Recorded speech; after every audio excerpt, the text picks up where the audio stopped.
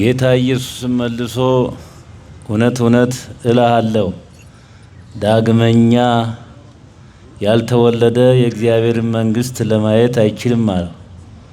ኒቆዲሞስም ሰው ከሸመገለ በኋላ ዳግመኛ መወለድ እንደምን ይቻላል? ዳግመኛ ይወለድ ዘንድ ወደ እናቱ ማኅፀን ተመልሶ መግባት ይችላልን? አለው።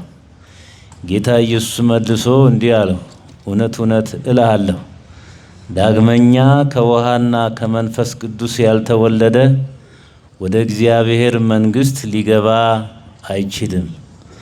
ከሥጋ የተወለደ ሥጋ ነውና ከመንፈስም የተወለደ መንፈስ ነውና፣ ስለዚህ ዳግመኛ ልትወለዱ ይገባችኋል ስላልሁ አታድንቅ።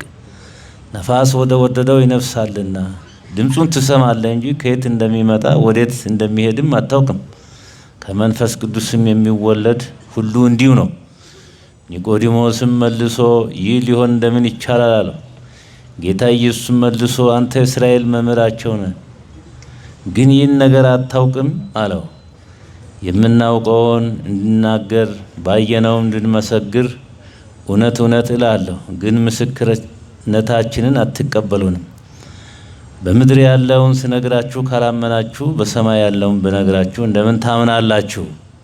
ወደ ሰማይ የወጣ የለም ከሰማይም ከወረደው ከሰው ልጅ በቀር እርሱ በሰማይ የሚኖር ነው። በወልድ ያመነ የዘላለም ሕይወት አለው አለ ጌታ ለደቀ መዛሙርቱ።